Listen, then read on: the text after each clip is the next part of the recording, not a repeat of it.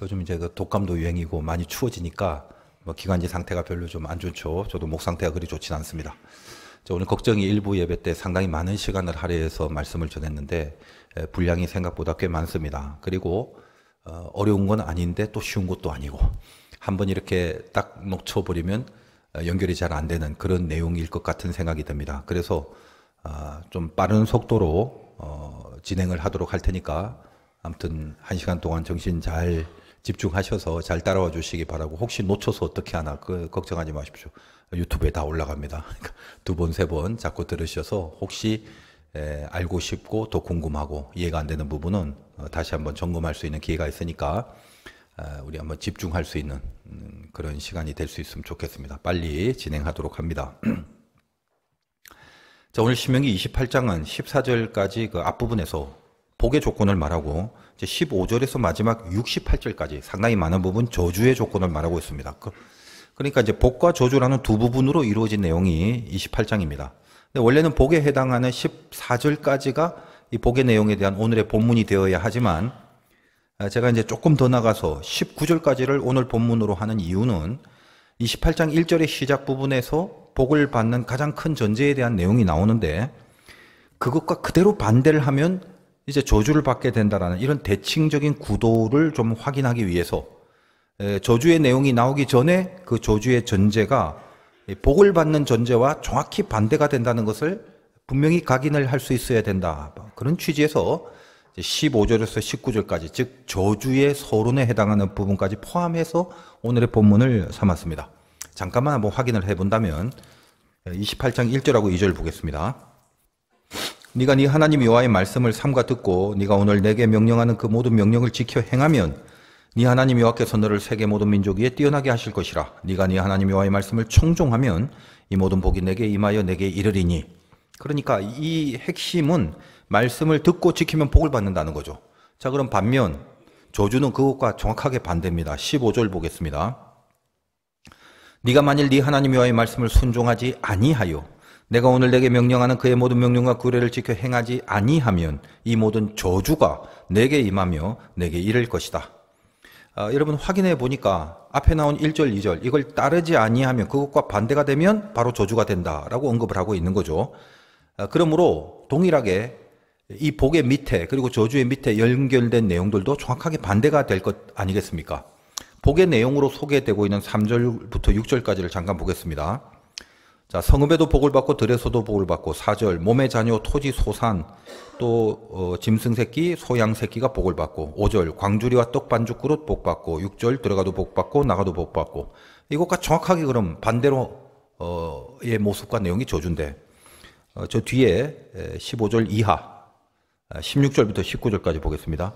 네가 성읍에서도 저주를 받고 들에서도 저주 받고, 광주리와 떡반죽 그릇이 저주를 받고, 몸의 소생, 토지, 소산, 소와 양 새끼가 저주받고, 들어가도 저주받고 나가도 저주받는다. 이런 대칭 구도로 되어 있다는 것을 염두에 두시고 묵상을 하시면 될 겁니다. 28장 전체를 통해서 복의 내용보다는 저주의 내용이 분량상 훨씬 더 많습니다. 저주는, 복은 14절까지인데 저주는 저 뒤에 68절까지 나오고 있어요. 하나님이 당신의 백성이 복을 받는 것보다 저주를 받는 것을 더 원하지는 않으실 건데, 저번 시간에 말씀드린 것처럼 이스라엘에게 있어서 복이라는 것은 이미 하나님의 백성이 되었다는 것이 축복이고, 그 신분이 분명하기만 하다면 이제 자연스럽게 따라오는 모든 인생의 내용은 하나님의 자녀로서 따라오는 것들이기 때문에 복일 수밖에 없다라는 설명을 해드렸습니다. 그러니 저주받을 어떤 내용이 있다면 그것을 빨리 잘라내고 이거를 소멸시키는 것이 이미 신분으로 보장되고 약속된 이 복을 빼앗기지 않는 방법이기 때문에 우리가 조심하고 잘라내고 소멸시켜야 될 인생의 죄성들에 대해서 훨씬 더 많은 내용과 많은 분량을 할애할 수밖에 없다는 것, 그것이 성경의 의도라는 걸 이해하시고 묵상을 하시면 될 것입니다. 일단은 하나님이 복에 대하여 언급하실 때 오늘도 읽어보면 참 이렇게 구체적으로 디테일한 부분까지 아주 면밀하게 복을 주신다라는 것을 알 수 있습니다. 그야말로 이 깨알 같은 복의 내용들인데, 아까 잠시 살폈지만 3절 다시 한번 보겠습니다. 어떤 복들인가 구체적으로. 성읍에도 복을 받고 들에서도 복을 받는다. 성읍에서뿐만 아니라 들에서도 복을 받는답니다. 들이란 곳, 뭐 별로 이렇게 복이 필요 없을 것 같지 않습니까? 성읍이라면 사람이 살고 있는 거기 때문에 거기에 모든 의식주 생활이 거기서 영위가 되는 거죠. 그럼 그런 거기에 대해서 복을 받게 하신다. 이건 알겠는데 들에서까지 굳이 무슨 복을 주시려나 싶은 겁니다. 4절도 한번 보겠습니다. 네 몸의 자녀와 네 토지의 소산과 짐승 새끼와 소아양의 새끼가 복을 받는다. 자녀에게 복을 준다는 건 알겠는데 지가 키우는 짐승과 그 짐승의 새끼까지 복을 주신답니다. 얼마나 깨알 같은 복입니까? 5절도 네 광주리와 떡반죽 그릇이 복을 받을 것이며, 복 주신다는 내용은 이렇게 읽기만 해도 기분이 좋죠. 그러니까 그냥 통장에 가득하게 채워줄게 그런 정도가 아니라 떡 반죽 그릇에도 복을 받는답니다.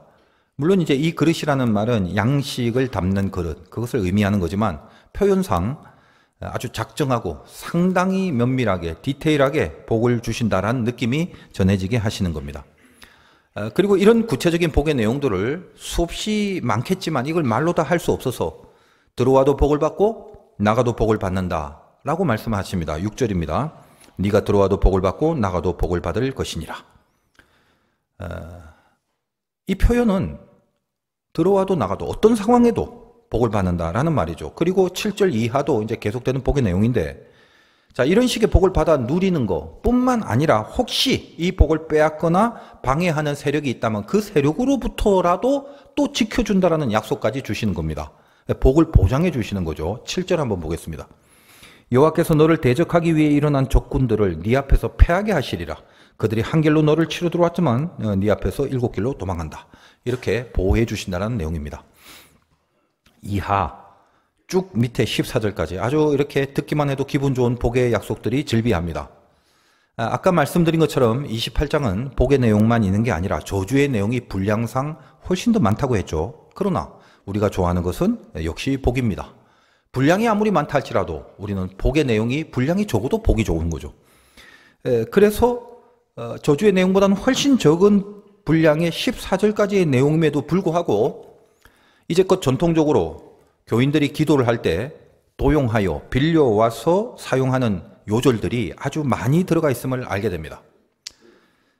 제가 처음 예수를 믿고 이제 기도라는 것도 잘 모르고 교회에 익숙하지 않을 때 가만히 이제 어른들의 기도를 들어보면 어디서 누가 가르쳤는지 뭐 비슷한 문장들을 많이 공유를 하더라고. 그때 그걸 이용해서 기도들을 하십니다. 그래서 나중에 알았지만 이제 그런 것들이 성경에 있는 그런 문장이다라는 걸 알게 되었고, 또 그 인용하는 상당수가 오늘 복의 내용을 선포한 이 신명기 28장의 14절까지의 이 앞부분의 말씀에서 발췌한 기도문이다라는 것을 알게 되었습니다. 그래서 제가 속으로 내린 결론은, 자, 우리가 참 어쩔 수 없이 무지하게 복을 좋아하는구나. 수많은 저주의 많은 분량은 하나도 이용 안 하고 앞에 달랑 14절밖에 없는 내용 가운데 있는 대로 빼서 거기에 있는 내용을 갖고 기도에 인용을 하는 그런 모습을 보니까 나쁘다는 게 아니라 그만큼 우리가 복을 좋아하는구나 라는 생각을 하게 됐다는 겁니다.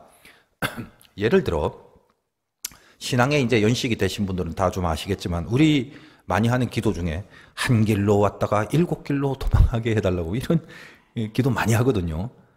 특별히 뭐 나쁜 거나 악한 거 그런 것들 쫓아낼 때 자주 사용하는 문장입니다. 그게 오늘 7절이거든요. 7절 한번 보겠습니다.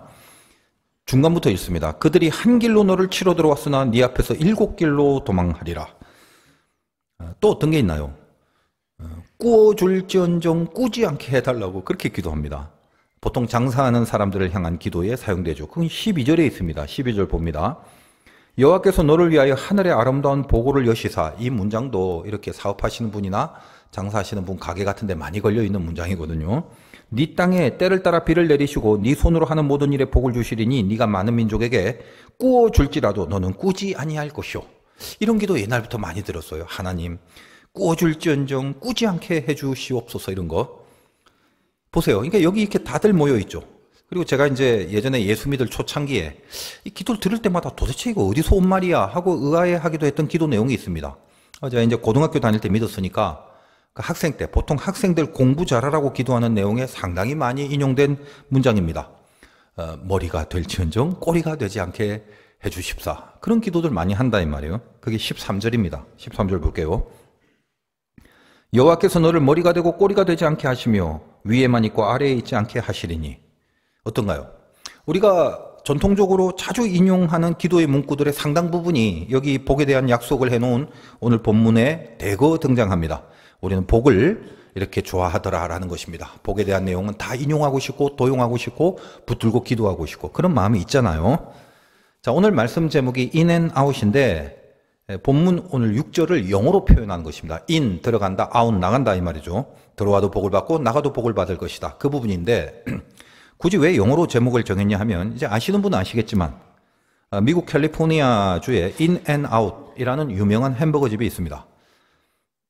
그래서 그 이름으로 제가 제목을 정한 건데 햄버거를 먹고 싶어서 정한 게 아니라 나름대로 이 제목을 정한 것에는 신앙적 의미가 있습니다.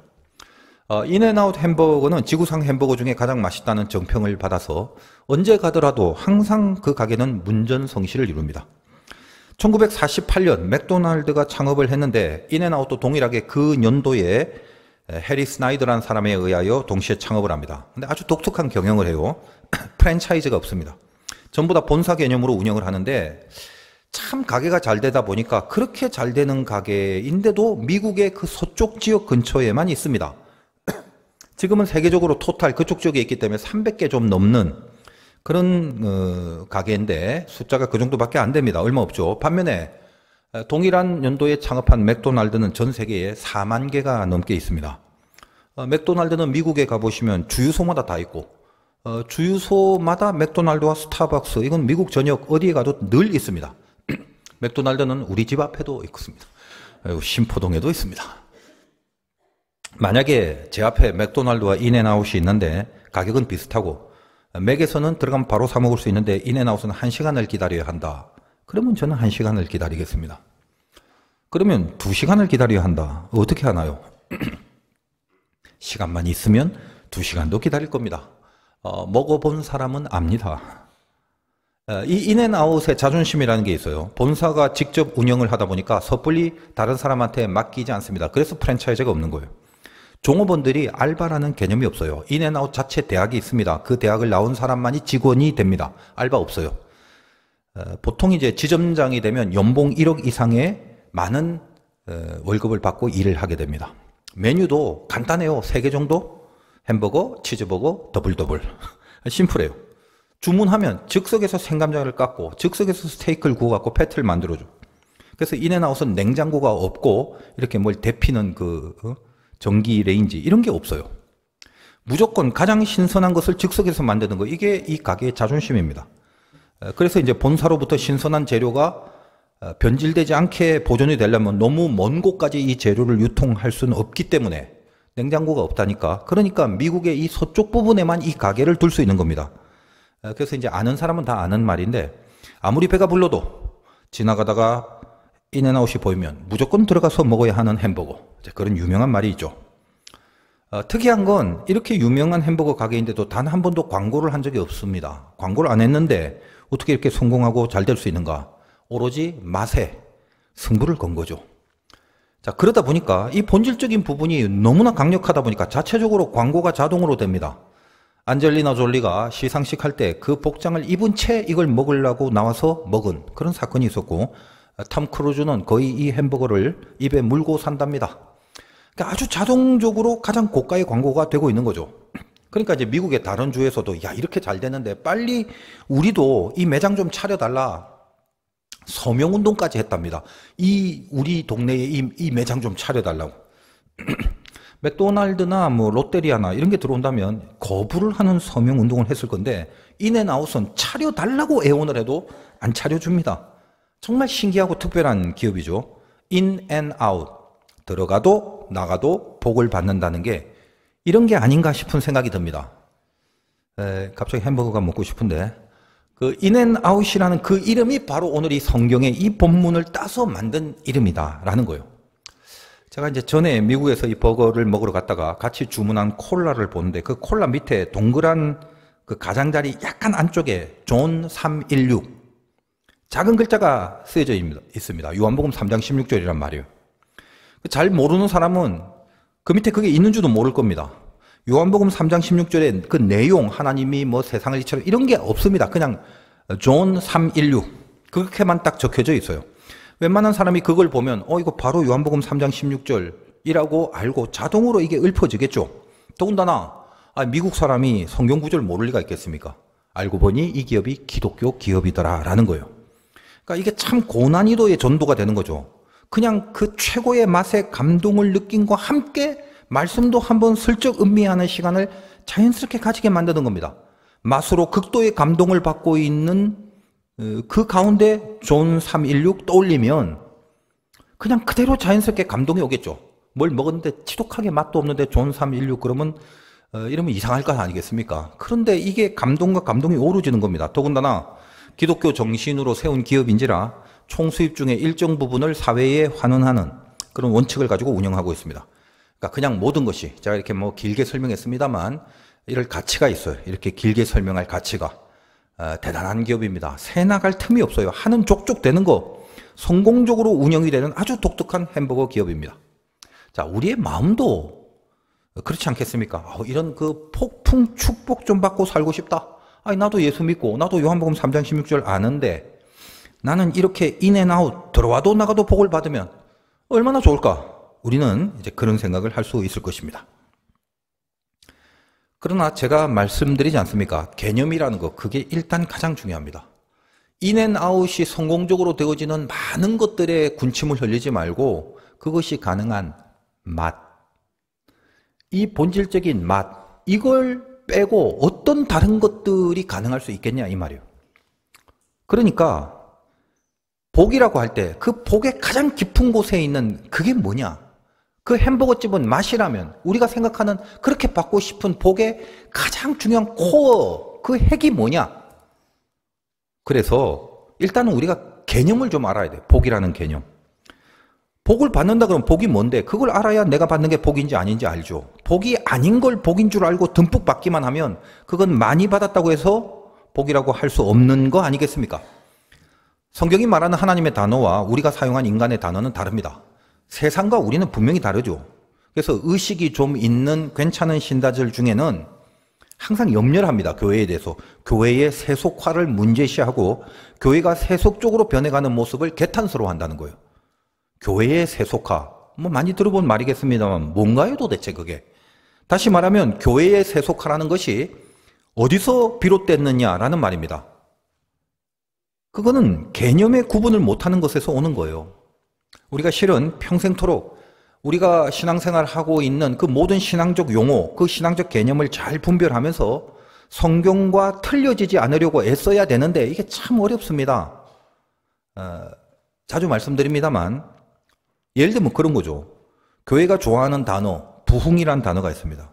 그러면 그 부흥의 개념이 뭔지를 알아야 부흥인지 아닌지를 판단할 수 있게 되는 거죠. 부흥이라고 하면 식당이 부흥했다. 그리고 교회가 부흥했다. 똑같은 부흥이지만 다른 거죠. 식당의 부흥은 손님이 많고 매출이 오르면 그게 부흥입니다. 그런데 교회도 동일하게 세속화가 되면 세상과 같은 개념을 가져버린다 이 말이에요. 교회가 부흥됐다? 그럼 교인이 많아지고 헌금이 많이 들어오면 부흥이라고 합니다. 그런 개념이라면 이단들도 신천지 같은 데도 사람 점점 많아지고 돈은 두말할 나위 없이 엄청나게 불어나고 있습니다. 그럼 그것도 부흥이겠네요. 그러니까 우리의 부흥은 하나님 안에서 기독교적 부흥은 성경에 기록되어 있는 것처럼 말씀이 흥왕한 거 이게 부흥입니다.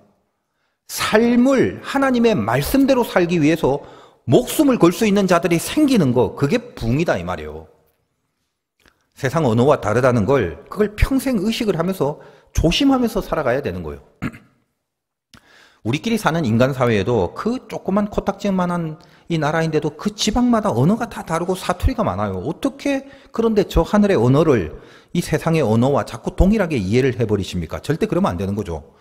그러면 충청도에 가면 그 됐다라고 하는 개념이 서울과 다릅니다. 우리는 됐다라고 하면 아 됐구나 다 이루었다 그거 뭐 그렇게 가버립니다. 근데 충청도에서 됐슈 그러면 그건 절대 된 거 아니에요. 됐슈라고 했는데 된 줄 알고 가버리면 이거 진짜 일 나는 거예요. 경상도 사투리도 만만치 않아요. 저는 부산에서 살아서 사투리를 잘 합니다. 마음에 드는 자매가 있어서 커피 한잔 하시죠. 그러면 경상도 자매들은 언제? 예, 그럽니다. 그러면 언제? 오늘 저녁 시간 어떤가요? 그러거든요. 그러면 어디에? 그럽니다. 그러면 어디? 이 앞에 이게 멋진 카페가 있습니다. 그러다 끝나는 겁니다. 경상도에서 언제, 어디에 그런 언제 어디냐가 아니라 못하겠다는 뜻이고 아니라는 말이죠. 그러니까 이 자그마한 땅에서도 그렇게 인간 사회에서 단어의 개념이 다른데 하늘에 계신 하나님에 대한 언어를 우리의 이 죄 많은 인간의 공동체 안에서 세속적인 이 공동체 안에서 적용되는 또 저 믿지 않는 세상 사람들이 사용하는 개념과 이걸 동일하게 여기고 있는 거. 이것이 세속화의 출발입니다. 이건 정말 심각한 문제거든요. 그러나 심각한데도 이건 참 잘 고쳐질 수가 없는 어려운 문제입니다. 왜냐? 그렇게 배워왔기 때문에 그래요. 저도 마찬가지로 잘못된 개념의 세계 안에서 신앙생활을 해왔지 않습니까? 나중에 신학을 하고 목사가 되고 하나님 말씀을 받으면서 내가 이제까지 알고 있는 개념이 성경과는 많이 다른 거였구나. 그래서 가장 중요한 것은 개념을 분명히 해야 된다는 생각을 하게 된 것입니다. 그래서 저도 개인적으로 노력은 하지만 늘 느끼는 게 뭐냐면 자칫하면 어느새 저도 이 세상적 기준의 개념을 가지고 판단하고 선택하고 결정하고 진단을 하고 그렇게 해버리는 우를 범하고 있는 스스로를 가끔씩 발견하고 많이 놀랍니다. 나처럼 애를 쓰는데도 나도 어쩔 수 없이 이 범주 안에 들어가서 개념의 착각을 일으키는 그런 교육을 받아왔구나라는 생각을 하게 된다는 거예요. 그래서 다시 고쳐잡고 그런 작업들을 다시 수정하고 고치는 이런 작업들을 여전히 아직도 하고 있습니다.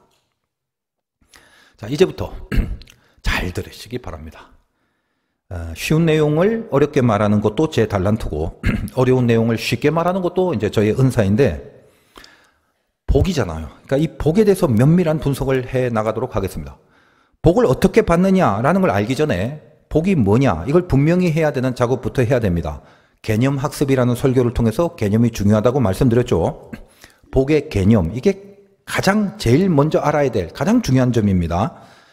제가 이미 전에도 사실 자주 말씀드렸습니다만 다시 한번 복습한다는 의미도 되겠습니다만 명확하게 한번 해보시기 바랍니다. 복이란 단어는 원래 히브리 말로 바라크라고 합니다. 바라크는 무릎이란 뜻이에요. 하나님 앞에 무릎을 꿇는 것이 복입니다. 그거는 무릎을 꿇는 행위에 초점을 두는 게 아니라 무릎을 꿇고 있다는 것은 하나님 앞에 있어야 가능한 거죠. 하나님도 없는데 무릎을 꿇을 필요가 없잖아. 그러니까 무릎 꿇는다는 것은 내가 하나님 앞에 있다라는 말입니다. 이게 원래의 가장 궁극적인 복의 개념입니다. 그러나 인간이 죄를 짓고 그 하나님 앞에 있어야 될 자리를 떠나버렸죠. 그래서 복이라는 것은 원래의 자리인 하나님 앞으로 가기 위해서 이미 죄를 짓고 멀어진 인간에게 있어서는 한 단계의 과정을 거쳐야 됩니다. 뭔가 그 자리로 가기 위해서 내가 이쪽으로 멀어져 있기 때문에 다시 그 자리로 가려면 하나님 쪽으로 몸을 돌려서 전진하는 과정이 필요하다는 거예요. 그래야 바라크 나중에 그 자리에 가게 되거든요. 그래서 바라크라는 단어 말고 성경은 아쉐르라는 단어를 또 다른 복이라는 개념으로 사용하기 시작했습니다. 아쉐르는 똑바로 나아간다는 뜻입니다. 우리가 잘 알고 있는 시편 1편 복 있는 사람은 할 때 그 복이 아쉐르입니다. 그래서 그 똑바로 나가는 아쉐르 복, 그 복이 있는 사람은 악한 생각을 안 하죠. 악인의 길을 쫓지 않고. 그러니까 자동으로 생각을 악하게 안 하니까 죄인의 길로 안 가게 되는 거고, 죄인의 길로 안 가니까 마지막 오만한 그 죄인의 자리에 가서 앉아 있지 않게 됨으로써 다시 하나님이 계신 자리로 자기를 똑바로 가게 만들어서 죄인의 자리가 아니라 하나님 앞에 있는 그 자리, 거기에 앉게 된다는 겁니다. 바로 그 복, 똑바로 하나님께 나아가는 그 복인 아쉐르가 있고 나서 그 다음에 원래의 복인 바라크, 즉 하나님 앞에 무릎을 꿇는 그 자리에 가 있게 되는 것, 그것이 성경이 말하는 복의 두 단계의 개념입니다. 그렇다면 원래의 복인 바라크, 그 구체적으로 무슨 모습이어야 하는가? 하나님 앞에 무릎 꿇고 있다는 거, 하나님 앞에 있다는 건 뭘 말하는 건가? 이 점을 추적하기 위해서 이게 복잡해지고 깊어지는데 뭐 할 수 없어요.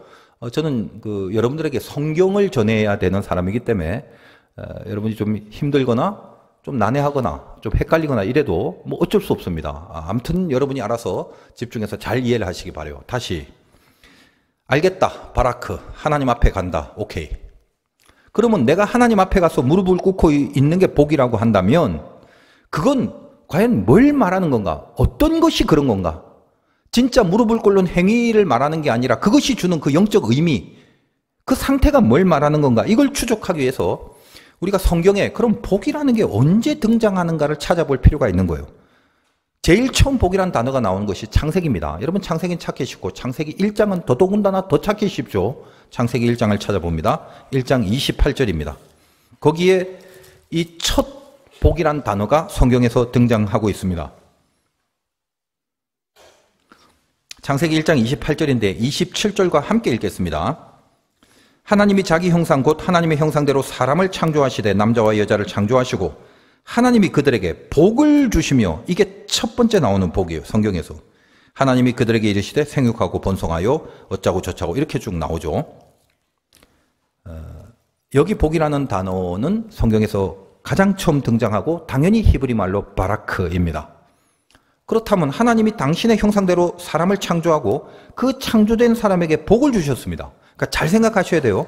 사람을 만들어 놓고 돈을 줘서 부자를 만들거나 아니면 출세하게 만들거나 권세를 주거나 그런 복을 준 게 아니라 그냥 만들어 놓고 복을 주셨어요. 다시 말하여 당신의 형상대로 만들어 놓고 당신 옆에 두신 겁니다. 그걸 복이라고 하는 거예요. 그냥 하나님 앞에 두셨다는 것을 성경이 뭐라고 하느냐 하면, 성경에 이제 두 번째로 등장하는 복이란 단어가 그 의미를 더 분명히 해줍니다. 두 번째 사용된 단어는 한 장 넘기면 창세기 2장 3절에 나와요. 2장 3절을 제가 읽어드립니다. 하나님이 그 일곱째 날을 복되게 하사 거룩하게 하셨으니, 일곱째 날을 뭐라고요? 복되게 하사 거룩하게 하셨으니, 이는 하나님이 그 창조하시며 만드시던 모든 일을 마치시고 그날에 안식하셨음이라. 모르는 말은 아닌데 이 깊이 있는 메시지가 난해합니다. 그러니까 아무튼 집중해서 잘 한번 들어보시기 바랍니다. 자, 일곱째 날을 복되게 하셨다. 두 번째 나오는 복이 어떤 개념이냐면 일곱째 날을 복되게 했다. 역시 이 복도 바라크입니다. 그러니까 여러분 이젠 잘 아시겠지만 제 설교를 많이 들으셨으니까 이 일곱째 날은 안식일을 말하는 것이고, 안식일의 가장 중요한 의미는 모든 것을 6일 동안 완벽하게 창조하신 것을 기념하여 7일째 쉬는 겁니다. 힘들고 피곤해서 아이고 좀 쉬다가 다음날 또 열심히 일해야지가 아니라 이제까지 만든 게 퍼펙트하다. 손댈 게 없다. 그래서 손을 안 댄다는 의미에서 쉰다는 거예요. 그러니까 이 안식일을 뭐라고요? 복되게 하사 거룩하게 하셨다. 이런 표현입니다. 그래서 일단 성경이 자체적으로 말하는 액면 그대로의 내용을 한번 따라서 이해를 한다면 복되게 하사 거룩하게 하셨다라고 했으니까 복은 거룩이다. 그 말이죠. 잘 따라오시죠? 복되게 하사 거룩하게 하셨다. 아, 복은 거룩이다. 여기 거룩이란 단어는 히브리 말 코데시인데, 이것도 여러 번 말씀드렸지만 거룩이라는 게 뭐 머리에 기름 바르고 얼굴 광채나게 빡빡빡 닦고 뭐 화려한 옷을 입고 짠 이런 게 아니라, 코데시는 구별이란 뜻이. 수없이 말씀드렸습니다. 이 사람이 거룩하다는 얼마나 삐까뻔쩍한 광채가 나느냐가 아니라 무엇으로부터 구별되어 있는가가 분명할 때 이 사람은 거룩하다라고 얘기를 한다는 거예요. 그게 코데시인데, 자, 복이라는 것은 거룩이다. 거룩은 구별됨이다니까 복은 구별된 겁니다. 그렇게 되는 거예요. 구별이라는 것은 말씀드렸다시피 뭐로부터 떼어놓은 거, 어떤 거로부터 분리된 거니까 그 어떤 거, 분리되기 전 그 무엇이 거기에 있어야 거기로부터 분리가 된 거죠. 그게 뭐예요? 세상으로부터 구별되어 있는 거. 그게 거룩이죠. 그 뭐로부터라고 할 때 그 뭐라는 건 말할 것도 없이 세상입니다. 그럼 세상이 뭐냐? 오늘날로 보면 뭐 유흥이 있고 쾌락이 있고 뭐 죄가 있고 놀 게 많고 허랑방탕한 것들이 많고 그런 거지만 사실 그게 세상의 본질은 아니죠.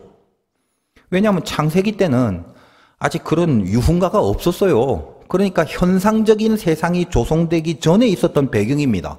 그렇다면 이 창세기의 배경하에 우리가 구별돼야 될, 거기서부터 떨어져 나와야 될 그 부분, 여기서부터 구별돼야 될 그 세상, 이 세상이라는 것은 그 당시로는 딱 하나뿐입니다. 뭐요? 하나님이 없는 곳.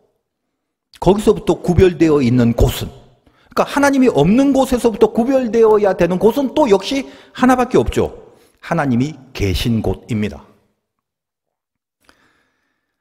하나님 무소부지한데 하나님이 안 계신 곳이 어디 있나요? 하나님 못 가시는 곳이 있는 게 아니라 우리 안에 하나님이 거하시고 있는 곳이 하나님이 계신 곳입니다. 하나님은 영이시기 때문이죠. 지금 여러분들이 다 같이 이곳에 모여 있지만 여러분 중에 하나님이 계신 곳에 있는 그 자가 누구다? 거룩한 자가 있고 하나님이 없는 곳에 있는 거룩하지 못한 자가 있다는 말입니다. 물론 화도계 성도님들은 다 거룩한 자리에 있으신 줄 믿습니다만 예를 들어 한번 봅시다. 같은 곳에 있다 해서 전부 다 하나님 앞에 있다, 거룩한 곳에 있다라고 말할 수 없다라는 거예요. 하나님은 영이시기 때문에. 그러니까 같은 곳에 있다 할지라도 하나님이 있는 곳에 있는 사람이 있고 하나님 없는 곳에 있는 사람이 있다는 겁니다. 여러분 안에 지금 하나님을 의식하고 하나님의 존재를 마음으로 품고 있는 사람들이 있고 그러면 거룩한 곳, 구별된 자리에 있는 사람이에요. 그것이. 그렇지 않은 사람은 거룩하지 않은, 구별되지 않은 자리, 하나님의 존재라는 의식이 내 마음속에 1도 없는, 전혀 하나님에 대한 의식과 하나님의 존재를 마음에 품고 있지 않는 그 상태라면 그것이 교회당 아니든 기도회 한가운데든 어디 저 기도원의 꼭대기에든 어디에 있든지 간에 그것은 하나님이 있는 자리가 아니라 하나님이 없는 자리에 있는 거겠죠. 이제 정리를 한번 해보겠습니다. 별로 어려운 말은 아닌데 이런 개념이었구나라는 생소함이 좀 생기셔야 됩니다. 자, 다시 그러면 복이 뭐냐? 창세기 살펴보니까 그 복이란 단어가 나온 개념을 종합해 봤더니 하나님이 창조하신 거, 그러니까 잘 만들어 놓으신 거, 당신의 형상대로 만들어 놓은 거, 그래서 딱 그 옆에 두신 거, 그게 복이다라고 하더라. 됐죠? 그 다음에 연결하여 2장에서 그렇게 만들어 놓은 상태가 하나님이 만들었기 때문에 완벽하고 흠잡을 데 없어서 7일째 되는 날은 아무 일도 안 하시고 쉬셨댔는데, 즉 그렇게 완벽하게 만들어 놓았다는 사실을 선포하는 그 안식일을 복되다라고 하셨으니까 여기서 이해를 이제 분명히 하셔야 됩니다. 내가 하나님에 의해서 완벽하게 만들어졌다는 게 이게 복이라면, 복이라고 그랬잖아. 그거를 안식일을 복되게 여겼다, 완벽하게 만들어진 것을 복되게 여겼다, 이게 복이라면 바라크, 그 복, 하나님 앞에서 무릎을 꿇기 위해서 내가 있어야 될 자리가 어디냐면 당연히 하나님 앞이죠. 내가 완벽하게 만들어진 하나님의 창조물이라면, 다시 말해서 내가 완벽하게 만들어진 존재라면 나는 하나님 앞에 있어야 되는 게 당연한 겁니다. 그게 뭐다? 거룩입니다. 하나님 없는 곳이 아니라 거기서부터 구별돼 나와서 하나님 있는 곳에 존재하는 것이 구별됨, 즉 거룩이라고 했잖아요. 그럼 거꾸로 만약 내가 완벽하게 만들어지지 않은 존재라면 나는 당연히 거룩하지도 않고 구별되지도 않고 내가 있는 곳에는 하나님은 없게 되는 겁니다. 완벽하지 않다는 게 뭔데? 고장난 거죠. 고장났다는 건 기능이 안 되는 거죠. 어떤 것이 존재할 때는 그 존재의 목적이 있는데 그게 고장나버리면 존재의 목적을 이루지 못합니다. 이건 버려진 물건밖에 안 되는 것입니다. 그래서 원래 쓰임받을 수 있는 그 원래의 자리에 있을 수가 없는 거죠. 이 컵이 깨져서 물을 담지 못한다면 이 강대상에 있는 게 아니라 쓰레기통에 던져지고 버려질 수밖에 없다는 것입니다. 인간이 원래의 자리인 하나님 앞에 있어야 되는데 하나님 앞에 있는 그 자리에 있을 수 없는 이유는 그겁니다. 고장나서 스스로 버려진 거더라라는 거죠. 고장이 뭐요? 죄를 말합니다. 하나님의 형상대로 만들어져 있는데 죄가 들어오는 바람에 하나님과 멀어져 버린 것입니다. 고장나 버린 거예요. 제가 그랬죠. 쉬운 말을 어렵게 하는 달란트가 있다고. 그러니까 다 듣고 나니까 여러분 뭐 어때요? 그래? 뭐 어려운 말 아닌데. 근데 약간 좀 너절하게 설명을 많이 하신다, 이런 마음이 드시는 분도 있을 것이고, 여러분이 지금 잘 듣고 따라오니까 이게 별로 어려운 것 아닌 것 같은데, 제가 집중해라, 긴장해라, 뭐 괜히 겁주고 뭐 이렇게 왜 그렇게 하나 싶으실지도 모릅니다. 그러나 여러분이 지금 별건 아닌 것 같은데 대강 알겠는데 라고 하는 것은 잘 따라오셨기 때문에 그렇게 여기시는 겁니다. 자, 다시 생각해 보세요. 이제 여러분이 그토록 좋아라 하신 그 복, 그래서 기도할 때마다 복의 내용이 기록된 오늘 본문을 무지하게 자주 이용했던 바로 그 복이라는 것이 뭔지 아냐? 하나님이 함께 하는 게 복이란다. 끝! 이렇게 말씀하시는 겁니다. 그 결론을 여러분이 잘 따라오신 거다 이 말이에요. 여기까지 따라오지 못한다면 대부분 사람들은 이 설명과 개념을 따라서 여기까지 잘 따라오지 못한다면 대부분 무슨 생각을 하냐 하면 그게 복이라고? 하나님 앞에 있는 거? 그게 복이래? 그럼 여기 떡반죽 그릇에 뭐 없어? 뭐 머리 부분에 뭐 없나? 뭐 구워준 거 얼마인지 그거 뭐 없나? 아니 그러면 진작에 오늘 성경 본문도 복이란 내가 너와 함께하는 것이고 네가 내 앞에 있는 게 그게 복이란다 그렇게 말씀하시면 되지. 뭘 읽어보니까 들에서도 복받고 짐승 새끼도 복받고 그릇에도 광주리도 뭐 꼬리 말고 머리 뭐 꾸지 말고 꾸어주기 마주 라임까지 맞춰서 기타 등등. 왜 사람을 기분 좋게 만드시냐 그렇게 나올 수도 있습니다. 하나님이 그냥 우리를 기분 좋으라고 그 상상의 나래를 펼치고 좋아라 하라고 이렇게 구체적이고 자세하게 복받을 내용을 제시해 주신 게 아닙니다. 그러면 오늘 본문의 이 많은 복의 내용들은 다 무엇인가? 왜 이렇게 많은 구체적인 내용들을 열거해 놨는가? 복의 내용들이 다 뭐죠? 뭐긴요. 아주 심플하게 말하자면 하나님이 계신 곳에 있는 자들에게 이게 진짜 복인데 하나님이 계신 곳에 있는 자들에게 자연스럽게 따라오는 현상들이다. 그 말을 하는 거죠. 재미없죠. 그러니까. 재미가 없어도 어떻게 하겠어? 결론이 그건데. 나는 떡반죽 그릇에 뭐가 들어있는가가 초미의 관심사인데 자 그런 것들은 본질적인 것에 따라오는 현상들 뿐이다라고 하니까 갑자기 재미가 없어지네. 이제 재미없어도 할 수 없어. 진리를 여러분은 알아야 되니까요. 자, 진짜 메시지가 이제 뭔지 다시 한번 마지막으로 집중을 하고 따라오셔야 됩니다. 자, 오늘 이렇게 열거되는 수많은 구체적인 복의 내용들은 우리가 만약에 하나님이 존재하는, 즉 하나님이 계신 곳에 거룩하게 내가 존재하기만 하는 그런 인생이라면 그게 복이라고 했으니까 이 지금 내용들뿐만 아니라 오늘 성경의 내용뿐만 아니라 백배, 천배, 만배 훨씬 더 많은 구체적인 복의 내용들을 하나님이 다 열거해 주실 수도 있을 것입니다. 떡반죽 그릇만 쳐다볼 내용이 아닙니다. 뭐 반죽 그릇뿐이겠어요? 하나님 계신 곳에 함께 있는 게 복이라면 그 복 있는 자에게 뭐 떡반죽 그릇뿐만 아니라 간장 종지에도 복을 받을 것이고 하다못해 개밥 그릇에도 복을 받을 것입니다. 라는 식으로 복의 구체적인 내용들이라는 것은 수없이 제시할 수는 있을 것입니다. 그러나 수없이 열거해봤자 그게 그렇게 큰 의미가 없는 것입니다. 그것은 하나의 본질에 따라오는 현상이기 때문에 그렇죠. 그래서 예를 들면 오늘 뭐 3절 다음에 4절도 나오고 5절도 나오고 그렇게 하다가 그 다음으로 계속 하려면 뭐 떡반죽 그릇에 뭐에 간장 종지에 다 나오다가 6절도 나오고 7절도 나오고 8절, 100절, 1000절, 만절까지 계속 할 수도 있을 것입니다. 이 복도 있고 저 복도 있고 요 복도 있고 이런 식으로 그렇게 끝없이 열거할 필요가 없기에 몇 가지 얘기를 해주고 결론을 말해 주시고 있는 부분이 뭐냐? 이 모든 것의 본질적인 복 그거 하나를 딱 핵심으로 찍어준 게 6절이다 이 말이에요. 6절이 뭡니까? 네가 들어와도 복을 받고 나가도 복을 받을 것이다 이거죠. In and out입니다. 아까 잠깐 추억을 해봅시다. 이야기 독보적인 맛 그거 하나로 그 외에 5만 가지 것들이 다 따라오는 복을 받은 햄버거집입니다. 우리가 받을 복의 정체가 바로 이 복이라는 것을 메시지로 주시고 있습니다.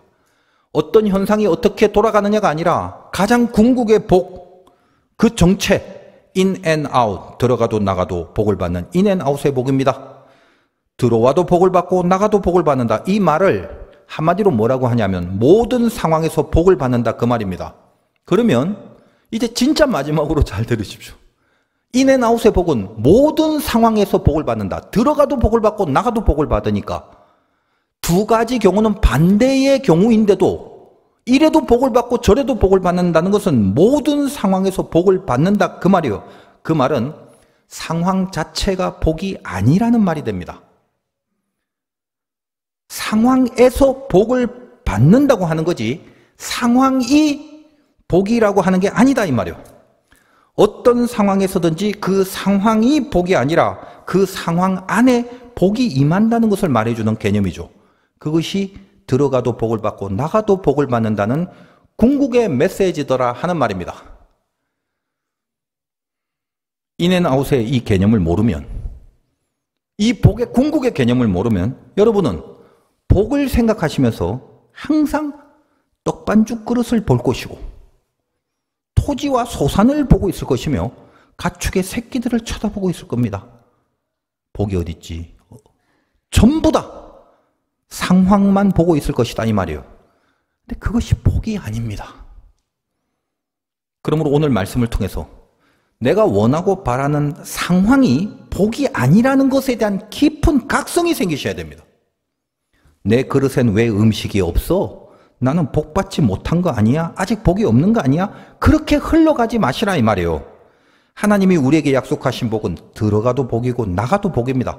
들어갈 때도 복이 분명히 있고 나가는데도 복이 분명히 있다는 말입니다. 들어와도 나가도, 좋을 때도 나쁠 때도, 풍부할 때도 비천해처할 때도, 건강할 때도 아플 때도 복이 있답니다. 무슨 복이요? 말했잖아요. 이제까지 복의 개념에 대해서. 무슨 복이라고요? 어떤 상황에도 너를 내 앞에 두고야 말겠다. 그것이 우리에게 주신 복의 핵심입니다. 어떤 상황에도 너를 내 앞에 두고야 말 것이다. 그것이 복입니다. 이쯤 하고 이제 마치면 딱 좋은데, 우리 중에 또 혹시 그 목사님 아무리 수준 높은 메시지를 주신다 해도요, 저는 여전히 떡반죽 그릇에 뭐가 잔뜩 담겨진 게 좋아요. 그런 복을 주시면 안 되겠습니까? 라는 심보를 가진 사람들이 있을 수도 있기에 조금만 더 들어가 보도록 하겠습니다. 실은 우리가 하나님께로부터 복을 받고 싶은 마음보다는 하나님이 우리에게 복을 주시고 싶은 마음이 훨씬 더 크고 강하십니다. 왜냐? 우리는 지금 바라크, 하나님 앞에 있는 그 실존이 아닙니다. 하나님 앞에서 있는 게 아니라 하나님 앞에 없는 운명으로 이 세상에 던져져 있습니다. 그래서 하나님의 간절한 바람이 뭐냐?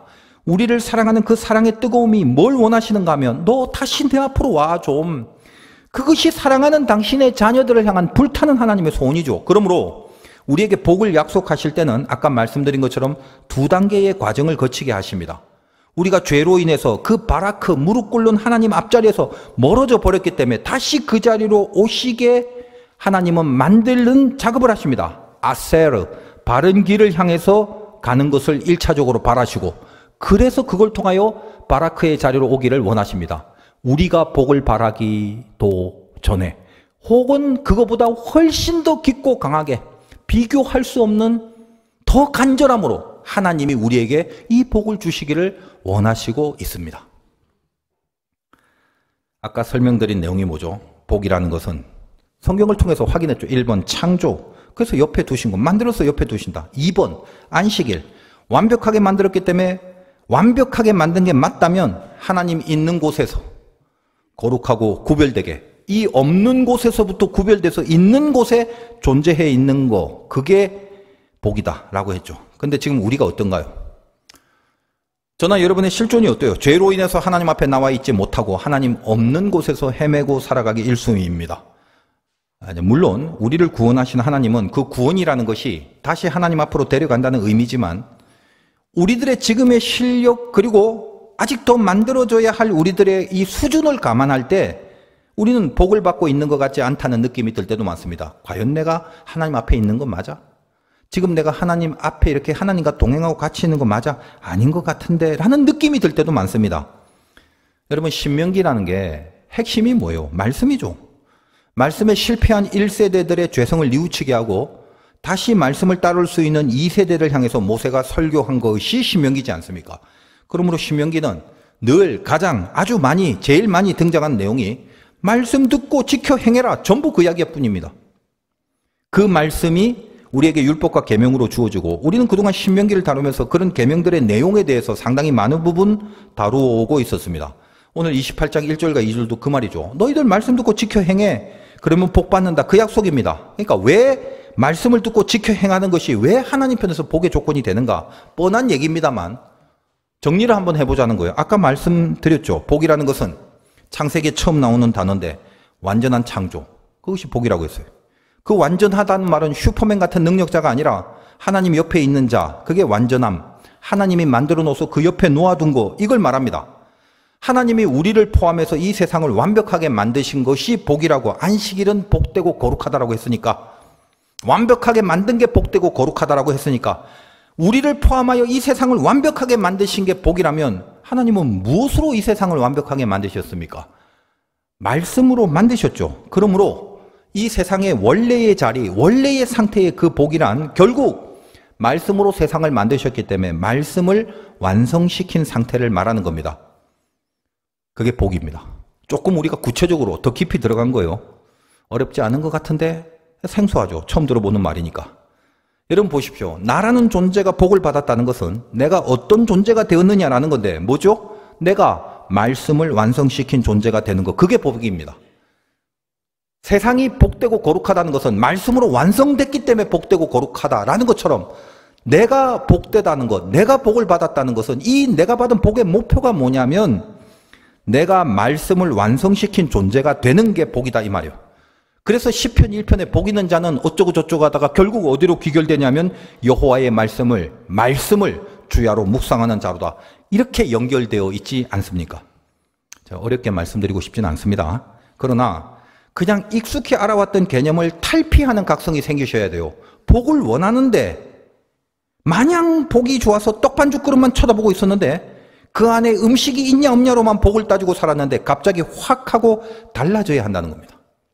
복을 받기 원하는 마음이 달라지시면 안 되고 그건 동일하지만 성경이 말하는 복이 뭔지를 정확히 알고 그럼에도 그 복을 받기 원하는 심령이 생기셔야 합니다.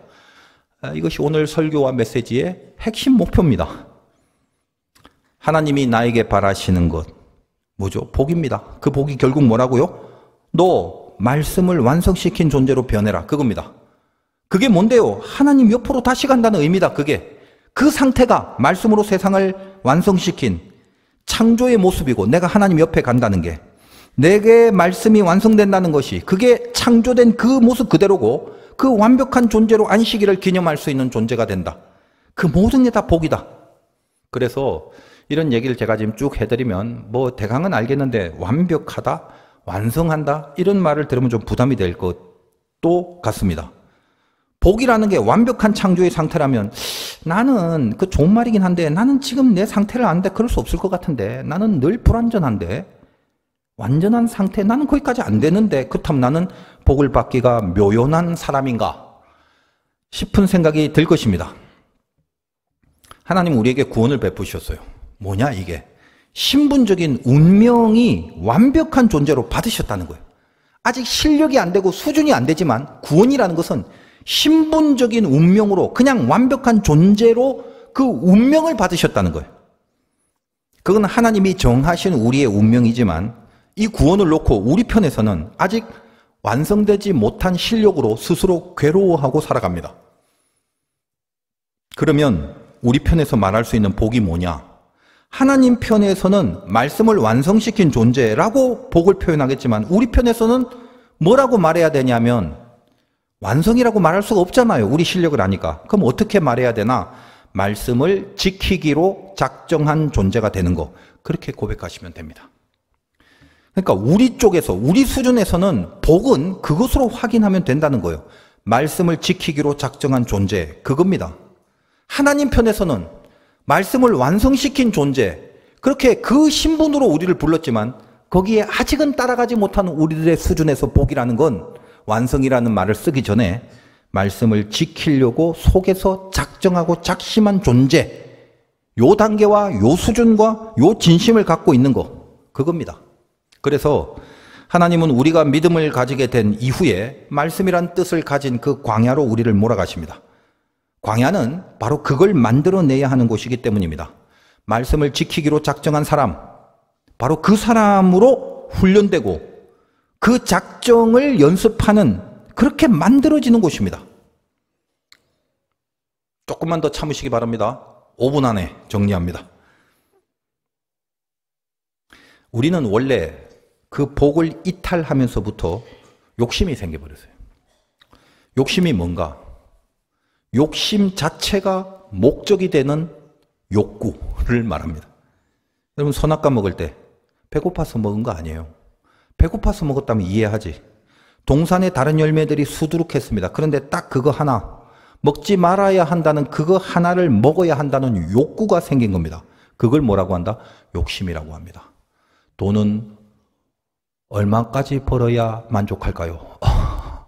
끝도 없습니다. 왜냐하면 이미 욕심이기 때문에 그렇습니다. 배고파서 먹는 게 아닙니다. 욕심이 잉태하여 죄를 낳게 되는 거죠. 말씀은 하나님의 요구지요. 욕심은 인간의 욕구지요. 그러므로 말씀으로 주신 하나님의 요구와 욕심으로 주어진 나의 욕구 사이에 충돌이 일어납니다. 요구와 욕구의 충돌입니다. 그 싸움이 일어납니다. 광야에서. 그리고 이 광야는 말씀이 늘 주어집니다. 동시에 인간의 욕구가 늘 같이 공존합니다. 광야는 모자람, 결핍, 박탈의 어려움들을 겪으면서 더 배부르고 싶고, 더 먹고 싶고, 더 안심하고 싶고, 더 풍요롭고 싶고, 인간의 욕심이 끝없이 공존하는 곳입니다. 그 욕구로 인하여 금송아지를 만들고, 그 욕구를 채우기 위해서 죄를 저질렀고, 그 욕구가 채워지지 않음으로 불평과 원망을 하나님 앞에 쏟아 놓았던 그곳입니다. 그런데 언제나 어떤 상황에서든지 광야는 하나님의 말씀만큼은 중단된 적이 없습니다. 들어와도 나가도 어떤 상황에서든지 말씀은 늘 주어진 곳입니다. 그래서 광야라는 단어인 미드바르의 원래 뜻이 그냥 뜻 자체가 말씀입니다. 광야의 뜻은 말씀입니다. 거기서 어떻게 이제 하나씩 하나씩 만들어 가셔야 하는 곳이 광야입니다. 그래서 우리를 모든 예수 믿는 사람들은 광야는 필수 코스, 이걸 회피하거나 붕 떠서 다른 데로 못 갑니다. 무조건 광야 안에 들어가게 됩니다. 거기서 40년 걸릴 수가 있습니다. 이스라엘 백성들 열흘이면 갈 수 있었는데 40년 걸렸어요. 꽤 길었죠. 광야는 빠를수록 좋은 겁니다. 그러나 40년이 걸려도 만들어지지 않았다면 400년이 걸릴 수도 있습니다. 가느냐가 문제가 아니라 만들어지느냐의 문제예요. 예전에 알고 있는 권사님이 특별 새벽 기도회를 했을 때 큰 은혜를 받고 진짜 마음을 잡았답니다. 너무 큰 은혜를 받았다는 거예요. 마음에 결심을 하고 그 다음날 어디 봉사를 가서 뭐 이렇게 차량 교통을 지도하고 있는데 어떤 차가 뭐 이상하게 운전을 하고, 그래서 이리저리 막 지시하고 정리를 해준데 뭔지 마음에 안 들어서인지 이 자동차 운전하는 사람이 창문을 딱 열더니 막 쌍욕을 퍼붓더래요. 그따위로 하지 말라고. 어제까지 불같은 은혜를 받아서 마음을 꽉 잡고 그랬는데 쌍욕을 들으니까 속에서 뭐가 확 하고 올라오더래. 그래서 자기도 쌍욕을 하고 뭐 맞받아치고 언쟁을 높이고 막 싸우다가 안에서 은혜가 모조리 다 날아가 버렸다라고 그렇게 저에게 고백을 했습니다. 그리고 나서 얼마나 속이 상하든지, 그 사람이 미워서가 아니라 자기가 받은 이 뜨거운 은혜, 진짜 특세하면서 막 속에서 불같이 붙들어줬던 은혜를 다 날려보낸 게 너무 속이 상하더랍니다. 그래서 그리고 나서 저에게 하시는 말씀이, 목사님 저는께서 아직 멀었어요. 저는 틀린 것 같아요. 그러시더라고요. 그래서 제가 말씀드렸어요. 아니요, 이제 시작하신 겁니다. 훈련은 처음부터 무거운 거 드는 거 아닙니다. 운동하자마자 무슨 들어올린다고 100kg짜리 들어올리고 그럼 다칩니다. 처음에는 10kg, 시간 지나면 조금씩 20kg, 30kg 그렇게 나가는 거예요. 권사님은 본인이 지금 자기 컨트롤 못해서 너무 안타까워 하시잖아요. 근데 그게 시작이에요. 무너졌던 자기 모습, 전혀 안타까움도 없는 사람 많고 은혜가 날아갔다는 것이 그리 중요하지 않다고 여기는 사람들이 얼마나 많은 줄 아세요? 교계에. 그러나 권사님이 이제 그것을 안타까워한다는 거 서서히 시작하는 겁니다. 처음부터 너무 무거운 거 들다가 그냥 떨어뜨린 거예요. 그러니까 다시 10kg부터 쉬지 않고 훈련해 나가시면 됩니다. 잘하셨고 잘하실 겁니다. 제가 그렇게 전해드렸습니다. 제가 아주 어려울 때, 물론 고등학교 때였지만 처음 예수 믿은 그 시절 한계를 만나게 됩니다. 너무너무 힘든 일이 있는데 성경을 보고 위로를 삼으려는데 성경이 은혜가 안 돼. 환난은 인내를, 인내는 연단은, 연단은 소망을 이룬다, 이 말씀을 보는데 갑자기 화가 치밀어 오르는 거예요. 그러니까 아무리 봐도 소망이 안 보이고 지금 이 현실의 몰골이 인내한다고 되는 게 아니라는 생각이 울컥 드는 순간 그 성경의 내용이 장난하냐? 라는 마음이 생긴 거예요. 마귀가 들어온 거지. 그러니까 환난이 아주 심한 사람한테 야, 그 좀만 참고 기도하고 이겨내. 그거 못 이기냐. 이런 말 하지 마세요. 진짜 바닥을 치는 환난을 겪고 있는 사람은요, 주변에 어떤 위로도 위로가 안 될 때가 굉장히 많아요. 성경도 위로가 안 될 때가 많다 이 말이에요. 환난은 인내를 낳고, 야 잡아쳐, 장난하냐, 관둬라. 뭔 인내가 필요해. 언제까지 참아야 돼? 그래서 마귀가 이제 들어온 건데 마음에 옆에 있는 드라이버로 성경을 그냥 확 하고 찍어서 찢어버리고 확 던져버렸어요. 물론 잠시 후에 다시 가서 성경을 들고 와. 얼마나 회개하고 눈물을 흘렸는지 모릅니다. 잘못한 걸 깨달아서 내 안에 회개의 영이 다시 임한 거죠. 정말 벌 받을 것 같아서 얼마나 두려웠는지 몰라요. 아니 내가 감히 성경을 찢다니. 근데 이제 나중에 생각하니까 하나님도 좀 이해해 주실 거라는 생각이 들어요. 어린 것이 뭐 오죽하면 그랬겠는가 하는 거지. 중요한 건 뭐예요? 다시 회개하고 가져와서 눈물 흘리면서 이제 스카치 테이프로 이렇게 하나씩 다시 붙여나갔습니다. 어릴 때, 뭘 모를 때, 그러면서 정말 힘든 광야일 때 제가 해내는 나름의 훈련의 기간이었다는 것입니다. 처음부터 뭘 이렇게 번쩍 화려하게 뭔가를 들어 올릴 수 없어요. 그러나 버거워도 포기하거나 버리거나 팽개치지 않습니다.